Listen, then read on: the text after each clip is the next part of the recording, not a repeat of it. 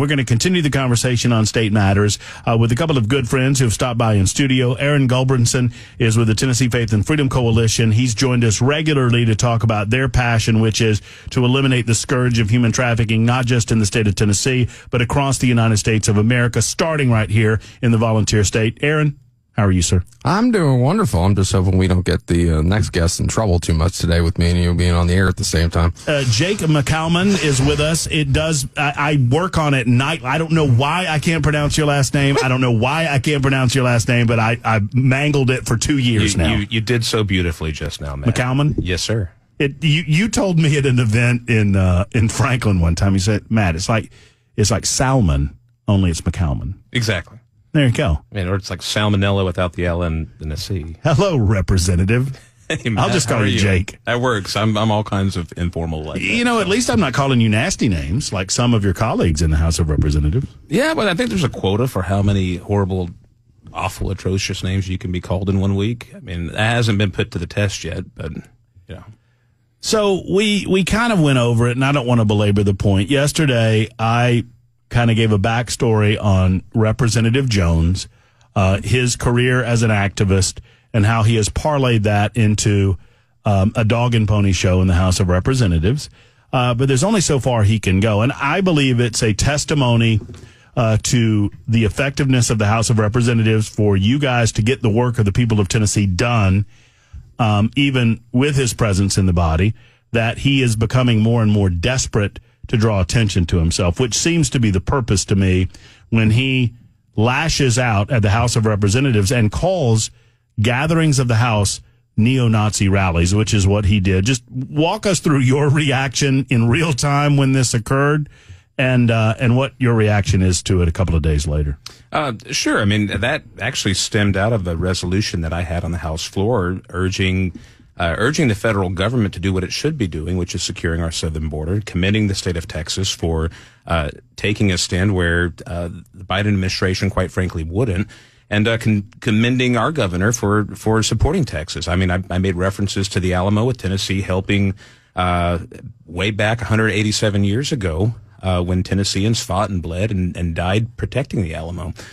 So the outburst that came out was in relation to this particular resolution, and quite frankly, it is disheartening today as it was, just as much as it was on Monday night, and it's disappointing. For those who missed it, here's Justin Jones calling you by name and calling everyone in the House of Representatives, including his fellow Democrats, neo-Nazis. Let's listen. When I see this resolution, I see a political megaphone being given to those neo-Nazis and white supremacist groups who are afraid that America is changing, that it's becoming more diverse, more multiracial. And just last week, we passed a resolution saying that we are a state that loves our neighbors. If you love your neighbor, you don't build razor wire to keep them out. If you love your neighbor, you don't put them in camps and separate them from their children. And to the sponsor, I think it is so That's you, right? inconsistent for you to stand here and offer this resolution. Because when I hear the name McCalmon, I don't hear a Cherokee name. I don't hear a Choctaw name. I don't hear a Yuchi name or a Shawnee name. I hear a European name, which means your people came from somewhere. Now imagine if they were met with a wall instead of the Statue of Liberty.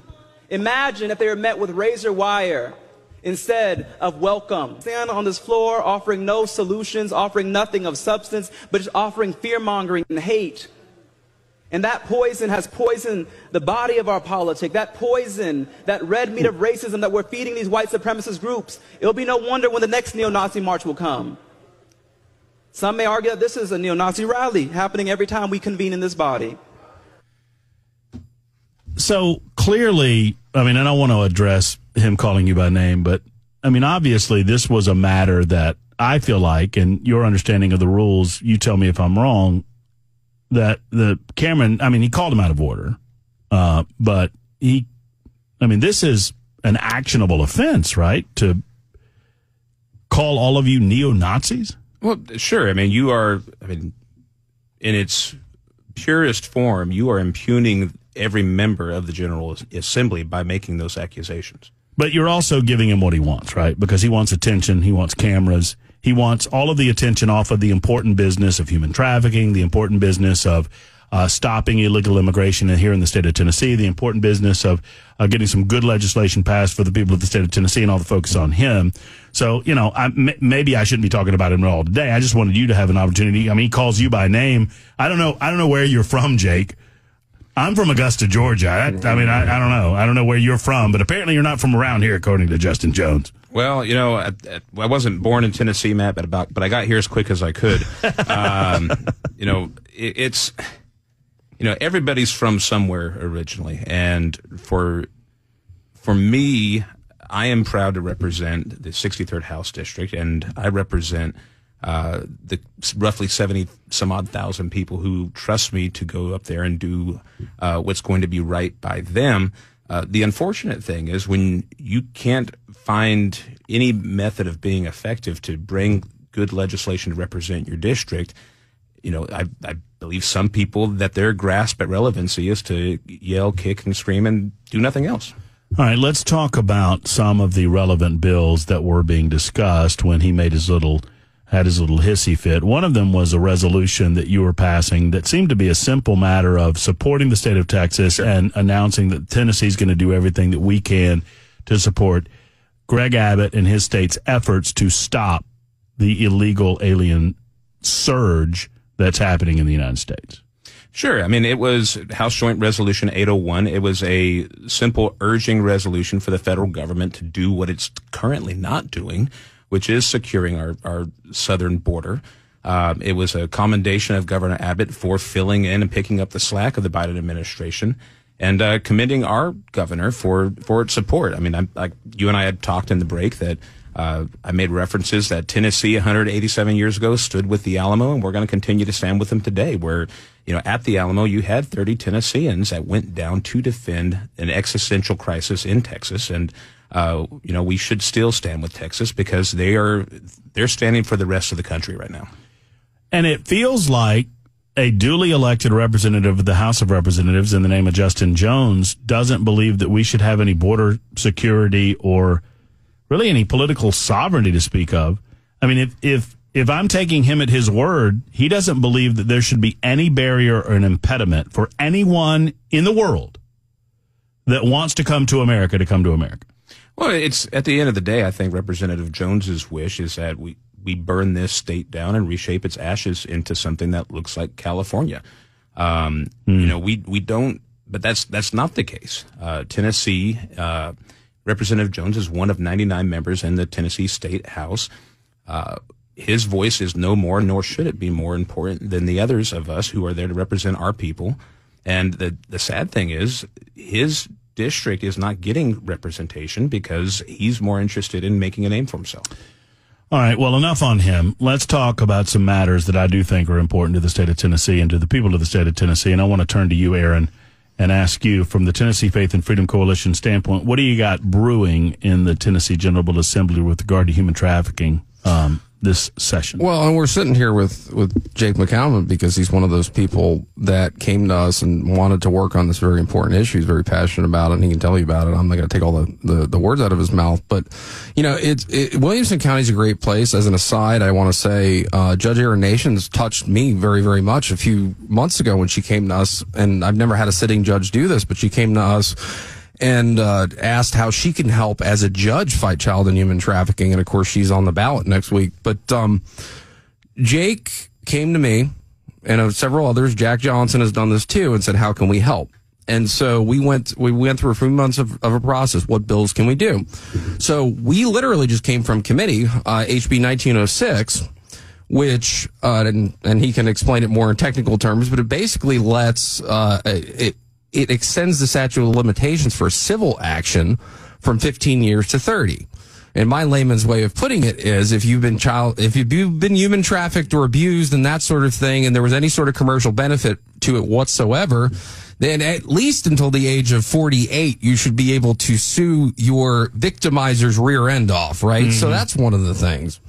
Another thing that passed that got less attention because everybody voted for it, and thank God everybody did, Jake had a resolution we worked on together and wrote together that basically urges the governor to cooperate further in the state of Tennessee with our neighboring states in a form of a kind of a precursor to a southeastern anti-trafficking compact between neighboring states. And now the kind of chess match there is this is kind of the start of an ongoing conversation. The General Assembly is starting, led by Jake McCalmon, with the governor, and then we're going to take that to other states because, let's face it, for 8 years, the presidential administration ping-pongs back and forth, and we don't have a consistency in power. You know, just look what happened. President Trump made fighting human trafficking a very big plank of his administration. Joe Biden comes in, reverses it, and opens the border and everything else.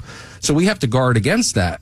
And even though all our states don't exactly have the same makeup and partisan nature that are neighboring, but we want to have a bulwark against that, with Tennessee cooperating with Kentucky, cooperating with Texas and all these other, Georgia and that sort of thing. So that's ridiculously important. And then another bill, and we've been working on this with Leader Lamberth and Leader Johnson, is, of course, we want to make child rapists eligible for the death penalty. Are you in support of that, Jake? 100%. As a father of 3 daughters, I would like to think that you wouldn't be able to make it to the court. That's just... that, to me, if there's anything deserving of a capital crime, of capital punishment, it would be murder and rape of a child. And obviously, this is going to run afoul of the Louisiana case that went before the Supreme Court in 2008. But that's kind of the point, right? Is you want to get this back in front of the courts? Sure. What do you consider this to be a slam dunk, Aaron, if it got in front of this court? The Supreme Court I'm talking about. Well, nothing. I mean, not a slam dunk. So I'll put the caveat. Do I believe that the U.S. Supreme Court, as it's currently made up, will uphold this law? Yes, I do. I wish I shared that belief. I don't know that I do. I agree with the legislation. I agree with the concept that I don't believe that there is any ability to rehabilitate in any form or fashion someone that is sick and evil enough to commit such an atrocious act on a child.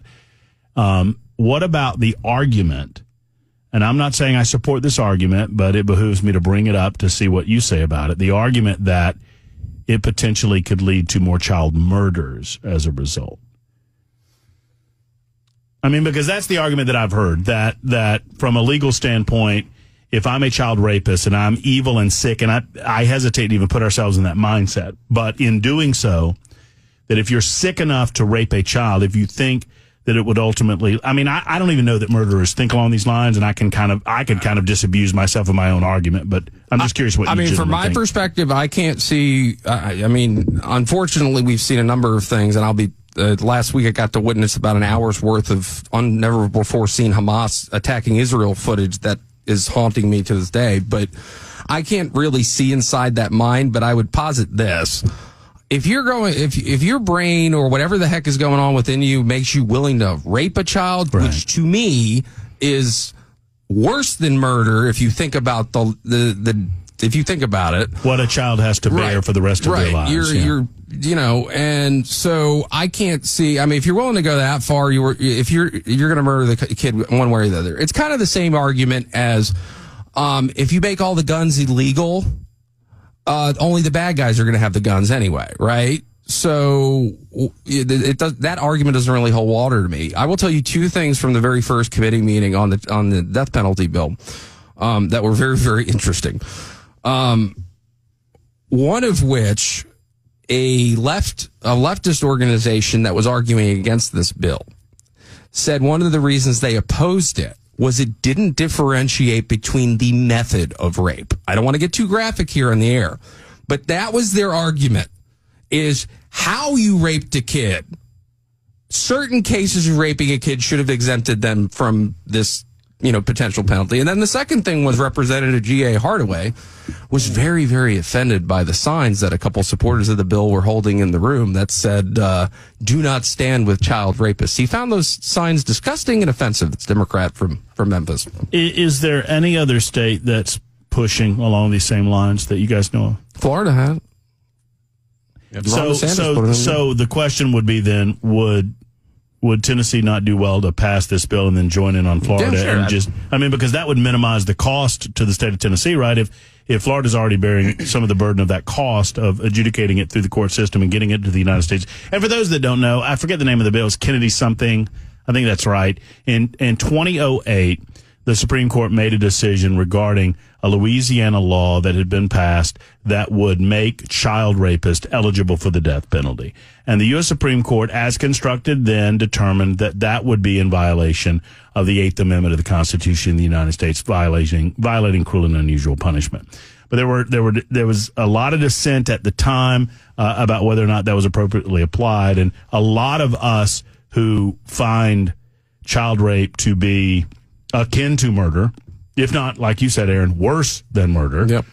And those that would engage in this sort of activity to be completely unredeemable in any fashion, we want another bite at that apple. And I'd argue that if you are willing to rape a child, you are inflicting cruel and unusual upon those kids. Mm-hmm. I mean, so it would be deserving of something cruel and unusual in my book. And maybe that makes me draconian, I don't know. But, I think as far as the Florida goes and Tennessee, I think the more states that do sign on to this, it gives better standing for the Supreme Court to say, maybe we take another look at this and, reconsider this.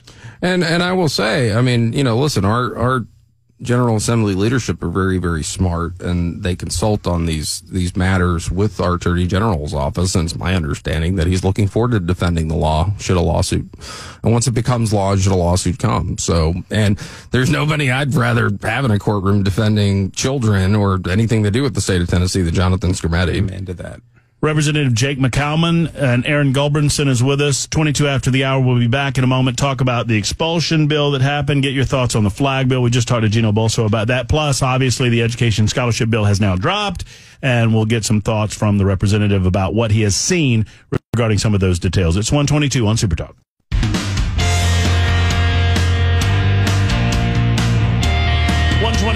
A few more moments with our guests, Representative Jake McCalmon and Aaron Gulbranson, whose name I mispronounced for 2 years, and Aaron just allowed me to do it. So I'm working. This was perfect. Is this a pattern? Yeah, have you guys noticed a pattern mispronouncing names? You have I try not nameology down to.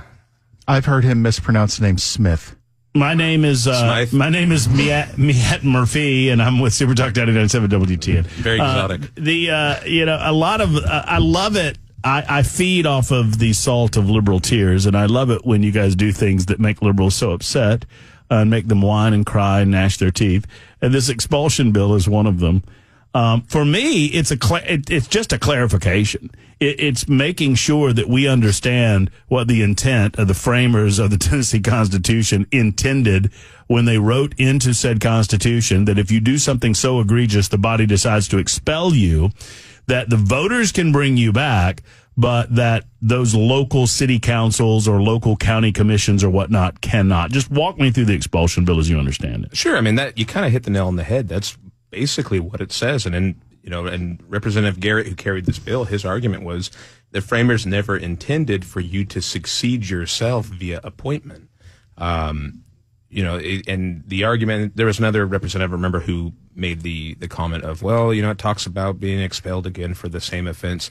I mean, that's kind of like a double jeopardy thing. You can't be tried for the same thing. If you're tried and found not guilty and they can't come back and try you again for the same thing, it didn't apply to an actual expulsion. So I heard it through committee. I supported it then. I voted for it on the House floor. I support it. I think if expulsion is extreme and shouldn't be taken lightly. And if you behave yourself in a manner to where the body says we no longer want you to be part of our body, you shouldn't. Your county of residence shouldn't just be able to come back and say, "Oh, we're going to put them right back in." So It's never happened before. It is clarifying that if you committed an act egregious enough that the body determines that they're going to vote to expel you, and then they do so, representing the people of their individual districts, then you should have to face the voters of your district prior to coming back into the body. That's it. I mean, and if you face your voters, as Justin Jones has now done, for example, and they vote you back into the body, okay. Well, then we do a reset. Constitutional. That's exactly right. Yeah, and again, I mean, just to echo that, it is a minor clarification. Because I remember when they were doing the discussions behind the scenes, it's like, okay, if they remove them, what's going to happen, right? And there was, I mean, the law needed the Constitution and the law needed clarification. So that's what they're doing. Now, let's be clear here, and this is Aaron Gulbranson speaking. Jones wanted to be removed. He wants to be removed again. He likes the attention. He's not going to wind up in the U.S. House of Representatives. He tried that one time. He couldn't even get the 25 petitions to get on the ballot when he wanted to run against Cooper. The only member of the Tennessee so-called the three communists that could wind up in Congress or in a higher office is Justin Pearson once Cohen retires or if he decides to take out Cohen in Memphis. But Gloria Johnson doesn't have a snowball's chance in hell against Marsha Blackburn. It's my understanding she's running for U.S. Senate, Aaron. What are you talking about? And, she doesn't have a snowball's chance in hell. If you don't believe me, just ask her. She'll tell you. Well, she doesn't really have her head on straight with that because she wants to run for re-election and she wants to run against Marsha. And you bring up this bill. There's also a bill that is circulating. I don't know if it's in the House or the Senate. I haven't. Well, in order to be in the House, it has to be in the Senate. We have to have a companion bill. I understand that, but I don't. Dave Wright, I believe, is carrying it. Representative Wright, he's carrying the bill that says you can't run for. You can't take two bites out of the apple at the same time. Correct. Which, for me, I mean, I would like to believe that the voters would kind of see through that. Sadly, I don't know necessarily that the voters in her district would see through that. But I'd like to believe that. Let's take a short break, and when we come back with Aaron and Jake, we'll talk about the Education Scholarship Fund bill as much as we can. Language on it just dropped this week, so we'll discuss that in just a moment. It's 1:30 on Super Talk 99.7 WTN.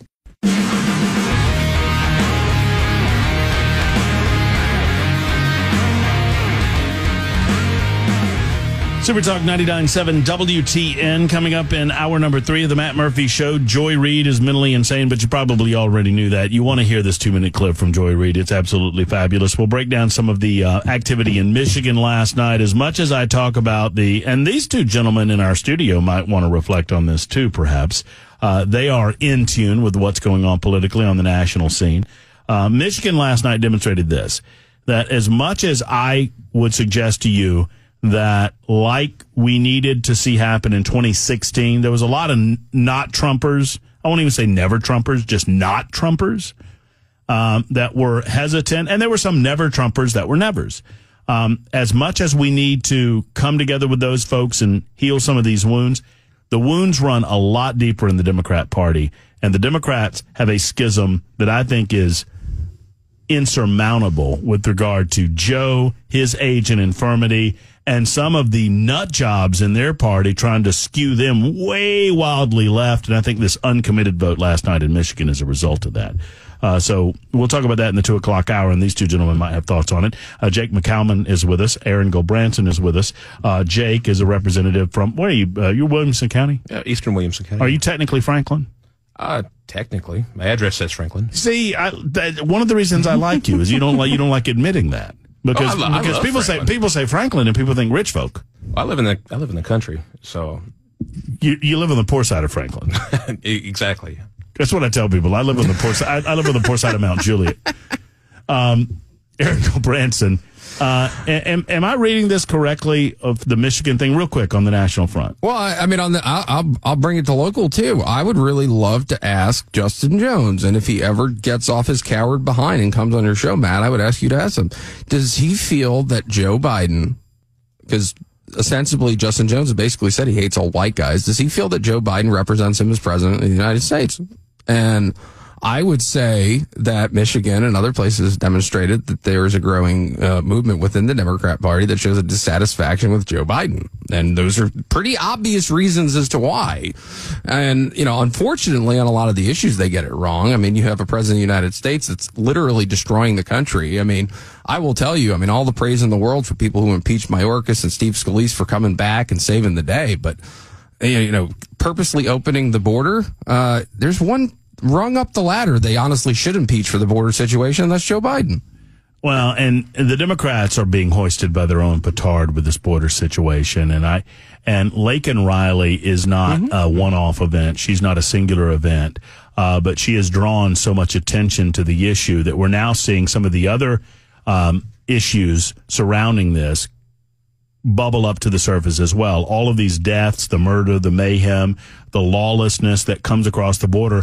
Once again, Donald Trump was lambasted for what he said regarding the southern border when he said they're not, they're bringing workers, but they're also bringing the rapists and the murderers.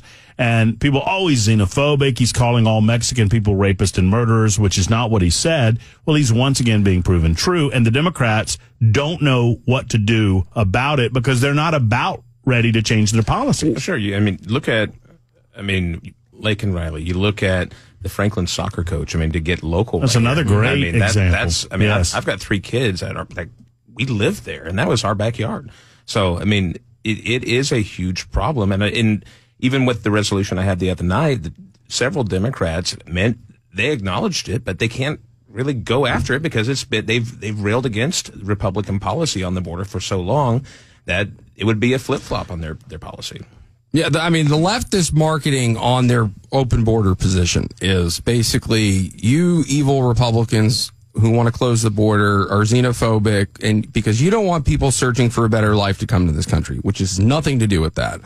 The truth of the matter is, when you're in favor of the open borders, also you need actually a closed border to have a real country. That's kind of the basic definition is borders around the side. You are in favor, if you are in favor of an open border, so this means that Gloria Johnson, Justin Jones, Justin Pearson are in favor of humans being enslaved by trafficking across the border. They are in favor, Joe Biden too, Kamala Harris, name all of them.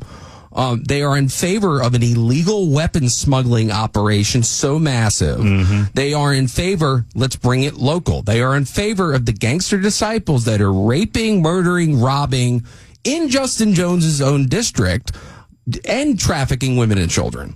There are some Republicans, Jake, in the state, non-elected. I haven't heard any elected Republicans kind of chide the sitting body. Maybe there are some. But there are some Republicans that are saying that the state of Tennessee is not doing enough or doing as much as the state could be doing with regard to immigration policy. How do you respond to that? Surely you've heard some of this going around. I've heard the criticisms, and I look at it from this perspective. We are doing what we can do here in the state of Tennessee. We've got several bills. We've got one that makes it a crime to transport them in mass across the state. But there is only so much that we as a state legislature can do in this state to combat it when we have a federal government that is doing everything possible to overturn state legislatures and governors of red states that want to combat this.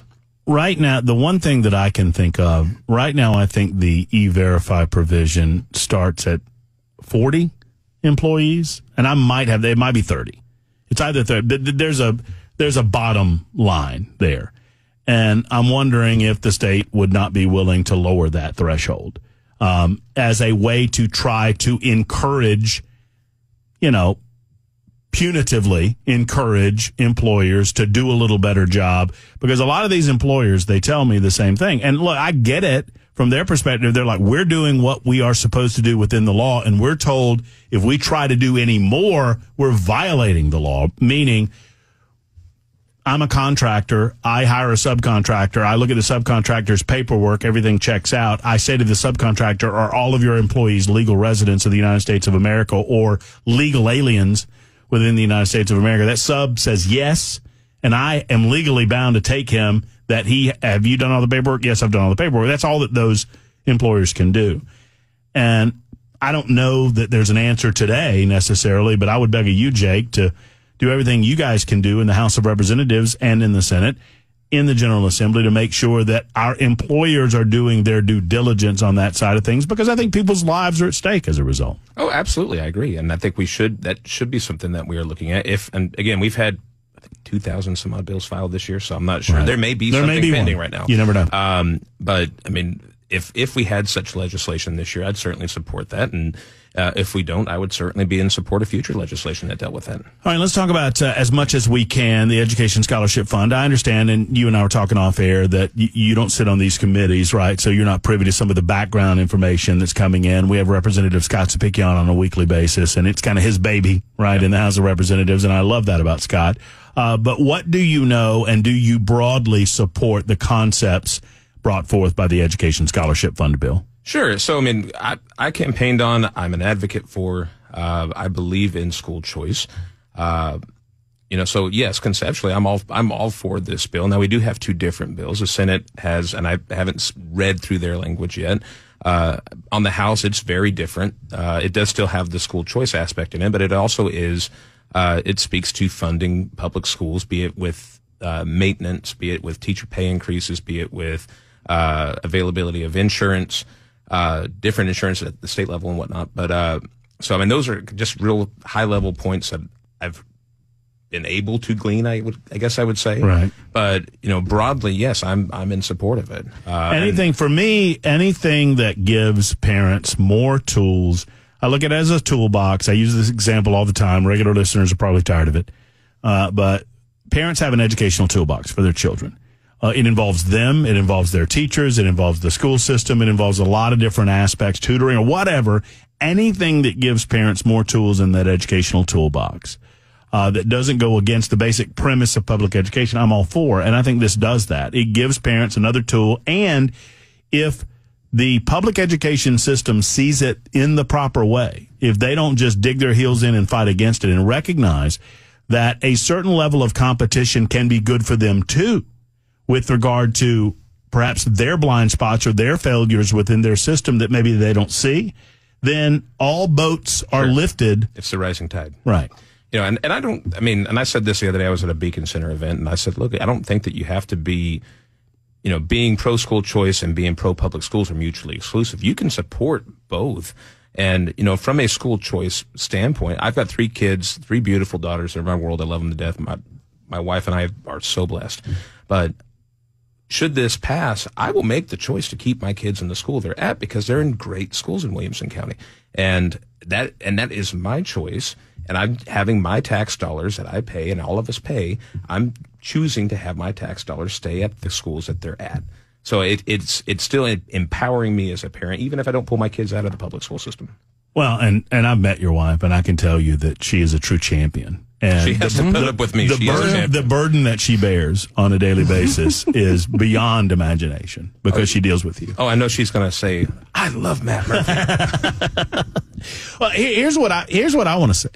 In 10 years, I want to see the amount of people applying for the scholarship fund to go dwindle down and down and down and down and down. And then when I ask on the radio, why are you guys not applying for the scholarship? I want people to call me and say, look, I appreciate the $7,000, but I've got to add another $5,000 or $6,000 or $7,000 to it.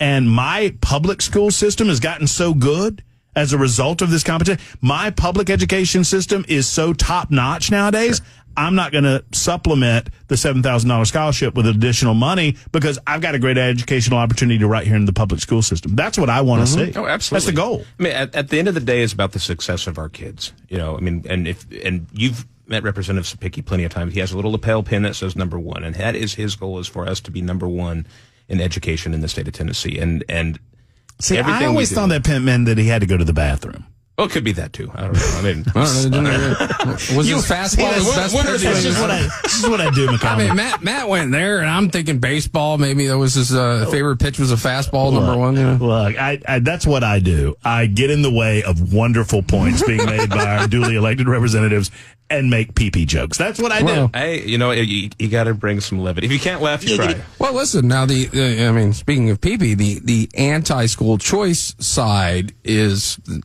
literally dribbling pee-pee whenever they make these comments, because let's boil it down to its most simplistic thing. School choice is about empowering parents. It's and ostensibly most people on the right, although there are those that are full of garbage, and we know who I'm talking about, say that parents should have more rights and better say in their education. Well, to be consistent, you have to be in favor of school choice. If you believe the taxpayers, as we were kind of talking about off the air, should have more control of their taxpayer dollars, which I believe they should. Nobody is a better steward of their own money than the individual. School choice is right up your alley. The only position if you are taking the position against school choice as a concept, you can have quibbles with a certain bill or whatever. You are siding with Randy Weingarten and the teachers unions, the same people who shut your kids out of the classroom for 2 years and gave a generation worth of a learning delay, developmental problems, mental problems, and all these sorts of things. So, I'd rather be with Corey DeAngelis and in favor of school choice than with Randy Weingarten, who is basically the devil when it comes to our kids. I look forward to the next conversation once you dig deep into it and you can give us your analysis of some of the particulars of the bill. But, Jake, broadly, thank you for everything you're doing for your constituents and for the state of Tennessee. I appreciate you coming on with us. Thanks for having me, Matt. And, Aaron, it's always a pleasure, my friend. Yes, sir. One of these days we'll have a cigar, I promise. All right. Count me in, too. Aaron Gulbranson and Jake McCalmon.